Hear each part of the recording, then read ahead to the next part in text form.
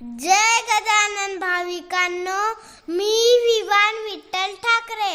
मी तुमचं मनापासून मनापर्यंत स्वागत करतो. अनंत कोटी ब्रह्मांड नायक महाराजाधिराज योगीराज परब्रह्म सच्चिदानंद भक्तपती पालक शेगाव निवासी समर्थ सद्गुरु श्री गजानन महाराज की जय. जय गजानन भाविकांनो, श्री गुरु गजानन सेवा महाराजांचे दिव्यानुभव या भागात आज आपण पाहणार आहोत. श्रीमती निर्मला रघुनाथ सुतार, सिडको, नाशिक या माऊलीचा अनुभव. अनुभवाचं शब्दांकन आहे श्री रवींद्र जोशी काका. अनुभवाचे बोल आहेत श्रींची अगाध लीला. जय गजानन. श्री गजानन विजय ग्रंथ लिहिण्याची प्रेरणा अमृत अनुभवाने झाली. धुळे येथे बदली असताना स्वतःच्या घरात राहत होतो. गजानन हाऊसिंग सोसायटीत प्लॉट नंबर 12 येथे राहत होतो. ITIचे शिक्षक याच सोसायटीत राहत होते. 1977 सालची गोष्ट. 2 मुली 2 मुले होती. म्हणून संतती नियोजनाचं ऑपरेशन सरकारी दवाखान्यात केले. बाळंतपणाचा 7वा दिवस. ऑपरेशनच्या 4थ्या दिवशी लकवा, पॅरालिसिसचा अटॅक आला. उजवी धड निकामी झाली. 40 दिवस दवाखान्यात होते. उठता बसता येऊ लागल्यावर घरी जायला परवानगी मिळाली. उजव्या हाताने काम करण्याची सवय असल्यामुळे डाव्या हाताने काम करता येईना. रडत पडत घरकाम करायची. मनाला शांतता लागत नव्हती. घरात गजानन विजय ग्रंथ होता. मी पारायण करायला लागली. एक चमत्कार घडला. मला संकष्टी चतुर्थीला पहाटे स्वप्न पडले. गजानन महाराजांनी मला रक्षा दिली व सांगितले की तू 1 वर्षात पूर्ण बरी होशील. सकाळी उठून कामधंदा आवरू लागली. 10:30च्या वेळेला कुलकर्णी सरांची मुलगी बोलावण्यास आली. ती म्हणाली, सुतार मावशी, तुम्हाला आईने बोलावले. मी त्यांच्याकडे गेली. बसा सुतारताई, तुम्ही गजानन महाराजांच्या पोथीचं पारायण करता? तुमची महाराजांवर श्रद्धा आहे. मी म्हटले, हो. कुलकर्णी ताई मला म्हणाल्या, शेगावहून रक्षा व प्रसाद आला.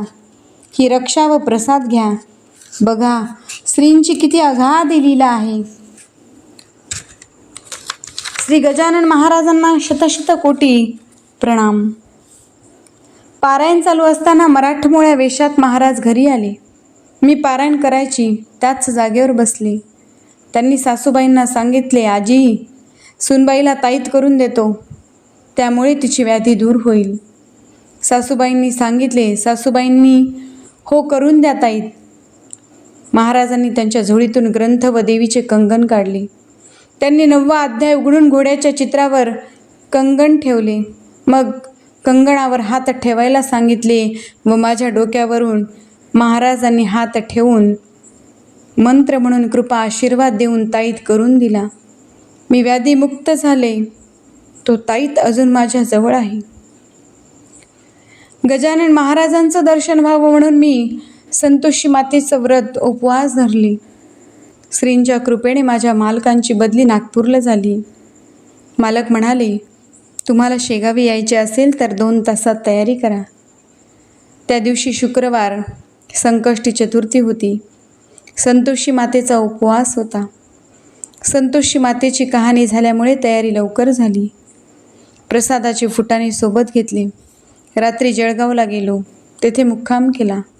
सकाळी शेगावी जायला निघालो. शेगावला रात्र झाल्यामुळे तेथे मुक्काम केला. सकाळी स्नान आटोपून दर्शनाला निघालो. तो काय चमत्कार! लाल रंगाची गाय पायरीजवळ आली. मी गाईला प्रसादाचे फुटाणे खाऊ घातले. महाराजांचे दर्शन घेतले. महाप्रसाद खाल्ल्यावर जळगावी मुक्कामी गेलो. दुसऱ्या दिवशी धुळे येथे घरी आलो. श्रींच्या कृपेने प्रवास अगदी सुखरूप झाला. नंतर मी संतोषी मातेच्या व्रताचं उद्यापन केलं. श्रींच्या कृपेने एकाच घरातील 8 मुले उद्यापनाला मिळाली. उद्यापन सुखरूप पार पडलं. पहा, गजानन महाराजांची अगाध लीला आहे. अशा महाराजांना कोटी कोटी प्रणाम. एकदा निजामपूर दोंडईचा येथे मला जायचे होते. शेगाव येथून आणलेली शबनम आहे. तिला कुलूप लावता येते. मी शबनममध्ये अर्ध्या तिकिटाचे कार्ड व पैसे ठेवले. दुसऱ्या दिवशी काय काय ठेवले म्हणून उघडून पाहिले तर कुलूप उघडतच नव्हते. माझ्या मालकांनी, मुलाने, सुनबाईने, दोघा नातवांनी उघडण्याचा खूप प्रयत्न केला.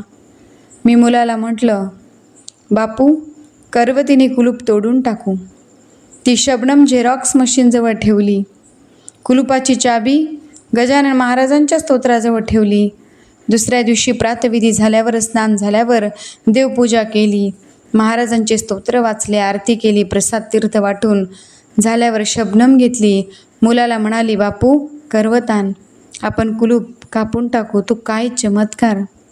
शबनमचे कुलूप उघडे होते. महाराजांनीच कुलूप उघडले. भक्त कैवारी गजानन महाराजांचा माझे शतकोटी दंडवत आणि प्रणाम.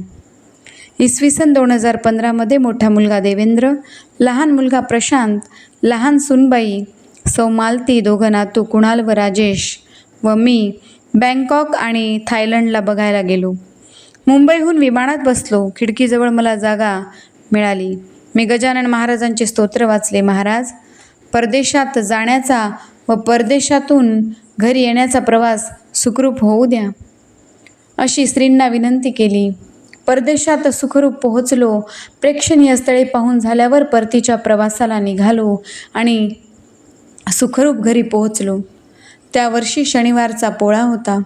रविवारी मोठा मुलगा विद्युत मंडळ त्र्यंबकेश्वर सबस्टेशन येथे सकाळी कामावर गेला. रात्री 11 वाजता त्याचे पोट दुखू लागले. वेदना असह्य होऊ लागल्या. रात्रीच घरी परत आला. लगेच दवाखान्यात नेले. तपासणी झाल्यावर डॉक्टरांनी किडनी स्टोन 4 सांगितले. ताबडतोब ऑपरेशन केले. डॉक्टर वाणी हे गजानन महाराजांचे सेवेकरी आहेत. ऑपरेशन व्यवस्थित झाले. थायलंडला भारतातील 200 रुपये हे थायलंडचे 100 रुपये चलन होते. महाराजांनी संकटातून पार केले. महाराजांना माझा शतकोटी प्रणाम. जय गजानन. संचित प्रारब्ध क्रियमाण हे भोगल्या वाचून, या बद्ध जीवाला गुण सुटका होणे मुळीच नसे. पूर्वजन्मी जे करावे ते या जन्मी भोगावे आणि ते भोगण्यासाठी यावे. जन्म हा सिद्धांत असे. या जन्मी जे करावे ते पुढच्या जन्मास उरवावे, असे किती सांग घ्यावे फेरे जन्म मृत्यूचे. जय गजानन. धन्यवाद.